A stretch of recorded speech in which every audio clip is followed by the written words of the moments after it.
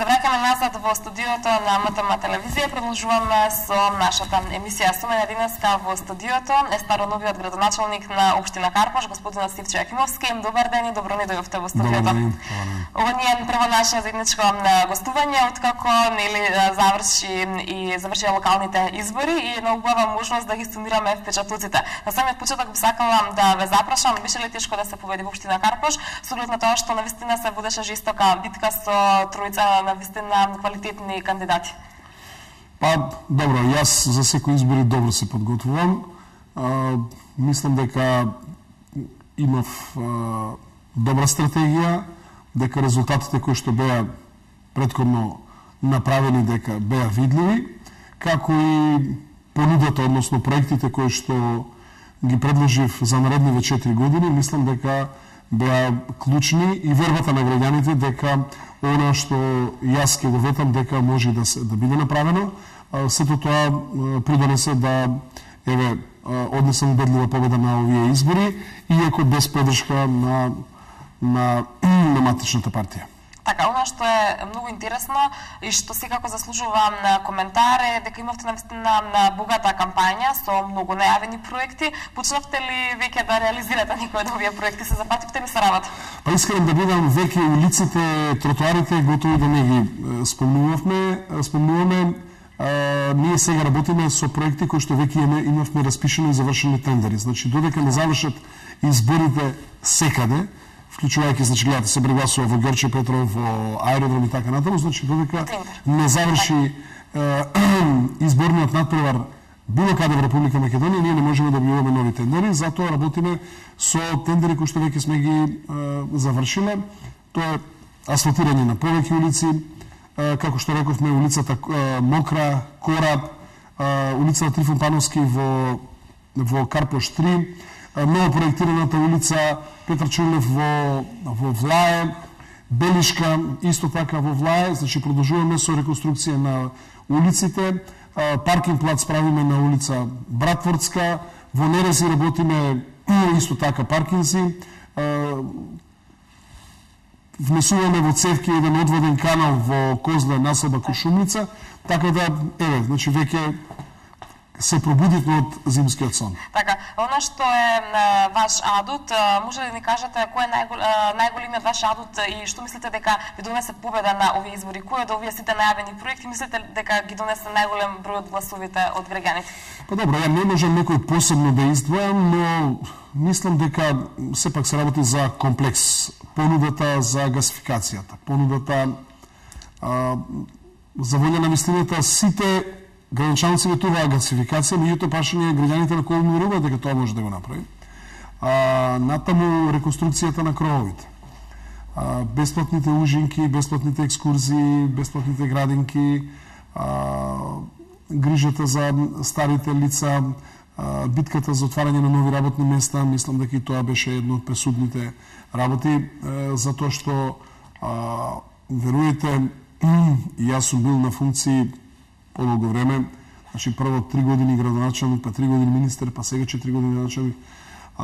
Потребата и притисокот за вработување никогаш не бил поголем од ова што е сега. Значи, се случува нешто страшно, граѓаните немаат излез, освен да се обратат во локалната самоуправа за помош, и тоа нормално и локалната самоуправа со ограничени капацитети. Затоа ќе се потрудиме во малото стопанство, во приватните фирми, да видиме каде можеме, што можеме да работуваме луѓе, да даваме стимулации, да даваме поддршка, да ослободуваме даноци, за да можеме да луѓето да општината се вработуваат повеќе. Така, споменавте лоша е ситуацијата со невработеноста, меѓутоа општина Карпош во неколку наврати имате изјавено дека една од општините со најниска стапка на невработеност. Да, 16% невработеност, тоа се официјални податоци, и ние сакаме за овие 4 години таа бројка да се намали на 10%. Она што е секако многу значајно за граѓаните е тоа што најавувавте бесплатни ужинки за учениците, бесплатни градинки, бесплатни екскурзии. Верувам тоа ќе допринесе колку толку барем зачувување на домашниот семејниот буџет. Колку се реални овие наветувања и може ли да се очекува веќе од наредната учебна година да се изреализираат? Па ако ви кажам вака дека на пример едно училиште претходно сме го грееле во една сезона со 3,5 до 4 милиона денари, сега го гледаме со 1.200.000. Тоа значи дека веќе имаме заштеди во училиштето. ако направиме и други заштити на други полиња, значи дека дел од средствата веќе на таков начин ќе ги обезбедиме. Со правење на училиштата на енергетски ефикасни, ние обезбедивме да штедиме на енергија. Следно што ќе биде да можеме да влијаеме врз семејниот буџет на граѓаните и затоа ние рековме дека тоа ќе почнеме од 2014 година, значи ни треба малце време да ги вратиме долговите и обврските што ги имаме за реконструкцијата на училиштата. Знаат граѓаните дека сите 10 основни училишта се реновирани на територија на општина Карпуш и секако дека тоа чини средства. Некои од нив беа завршувани дури во текот на октомври, ноември и така натаму, и сега доаѓаат обврските за плаќање и затоа ни треба малку здив да заеме. Така, што е со гасификацијата? Споменавте гасификацијата. Гасификацијата имаме јавно предпријатие, имаме избрано директор, имаме управен одбор. Сега веднаш ќе започнеме со изградба на, односно со изработка на проекти и со барање на лиценца за работа на јавното предпријатие. Така, она што е многу интересно, во повеќе општини јас брикам, меѓутоа е секако најактуелно во општина Карпуш се реконструираат фасадите. Започнавте вие со реконструкција во минатиот мандат. Најавивте 163 фасади кои што ќе се реконструираат. Навистина ова не е бројка за подценување. Кога се очекува да започне овој постапка? Веќе по изборите објавуваме првата фасада која ќе биде правена, тоа е румунската кула на Никола Русински улица, број 12, тоа е веднаш до Сити Молот, таа ќе биде прва реконструирана фасада и потоа почнуваме, да речеме, една по една. Колку фасади ќе успееме да направиме овој мандат, ќе видиме, зависи нормално и од средствата, но во секој случај, значи, треба да сакаме малце на територија на Козле да се префрлиме од таму во делот на фасадите си. Тоа е сега 4 фасади што ги имаме направено и над Мал одмор, и спроти поштата во Карпуш 2 на Никола Тесла и она зградата што беше Карши бензинската пумпа на булевар Октомврска револуција и на Партизански одрин, значи сите 4 се направени на улицата Партизански одрин. Сега сакаме малку на Теодосија Гологанов да се префрлиме. Така, она што е секако многу важно да го споменаме тоа што во Советот има ист број на советници од ВМРО ДПМН, од СДСМ, меѓутоа помалку број на советници од партијата од која што вие доаѓате. Има ли некаков проблем во изгласувањето на одлугите? За жал, Српската напредна странка за само 6 гласови го изгуби 6-тиот советник. Инаку ние завевме 8300 гласа. Мислам дека не би требало да има проблем. Јас сум научен да работам и со помалку советници, значи некој друг да го има мнозинството. Затоа дали ќе имаш резултати или не, зависи од тоа какви проекти се нудат на советниците. Нормално тие советници се дојдени тамо за доброто на граѓаните. Јас очекувам дека ќе најдеме заеднички јазик со веројатно и со двете политички партии. Така, нешто што мене лично беше многу интересно кога гледав нели вашата програма, беше тоа што се најавуваше базени во основните училишта, нешто што е, јас би рекла, се уште ново за настапка во ова општество во кое што живееме. Ќе се случат ли овие базени, кога да ги очекуваме? Да, планирани се 5 базени, тие не коштаат милиарди.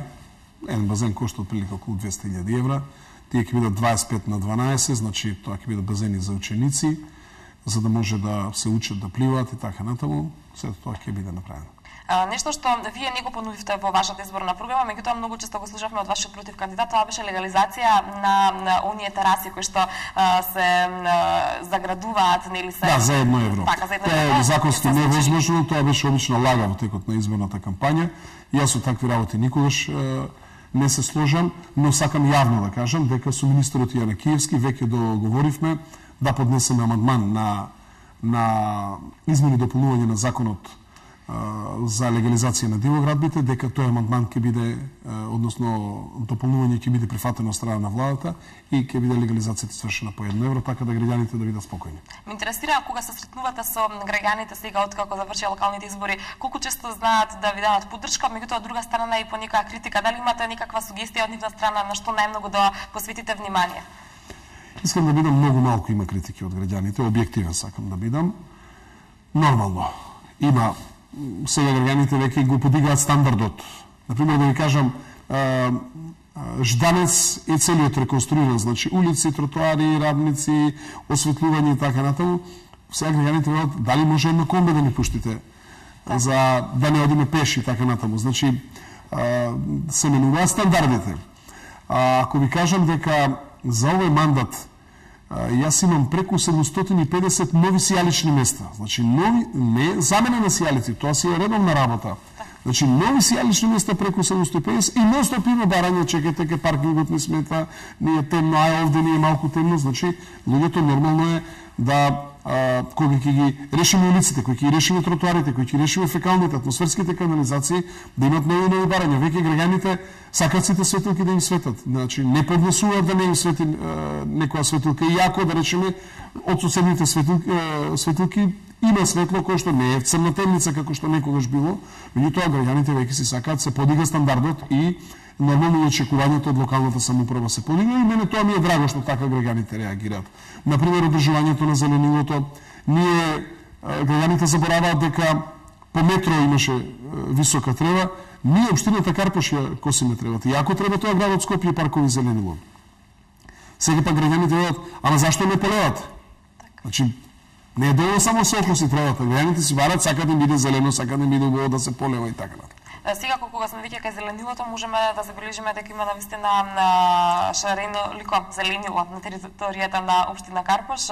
Цветните аранжмани се тука присутни секако во било кое годишно време. Ги одржувате ли редовно? Се одржуваат? Да, се одржуваат редовно. Значи ќе продолжиме по цела партизанска. Сега веќе доста изборите не фатија, инаку значи цела партизанска ќе биде веќе имаме хидранска мрежа поставено, има и ова како се вика капка по капка систем и така натаму. Докаде е изградбата на паркот во Влаја кој што се најави? Тој малку подзастана, фирмата нема доволно средства. Јас планирам деновиве да ги повикам и фонтаната е веќе при крај.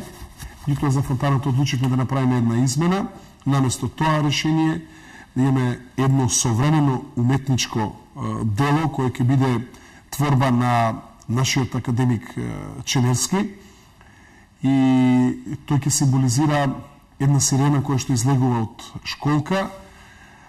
Практично тоа ќе биде еден наш мал споменик за Атина Бојачи, еден наш мал долг и така и ќе се вика фонтаната Делфина, така да тоа е малце причина зошто подзастануваме и мислам дека е убаво да имаме едно прекрасно уметничко дело на еден наш виден академски сликар. Така, граѓаните најмногу сакаат во летниот период да гледаат фонтани, ќе биде ли готова летова? Така, 4 години се пред вас, многу проекти. Јас се надевам дека ќе имаме колку што е можно повеќе причини за да ве видиме повторно во студиото на МТМ, секако со изреализирани проекти за кои што ќе можете да се пофалите пред граѓаните за кои што гласале за вас и пред сите гледачи. Тука никаде ви заблагодарувам за гостувањето. Ви благодарам и на вам. Продолжуваме ние понатаму со нашата редовна програма.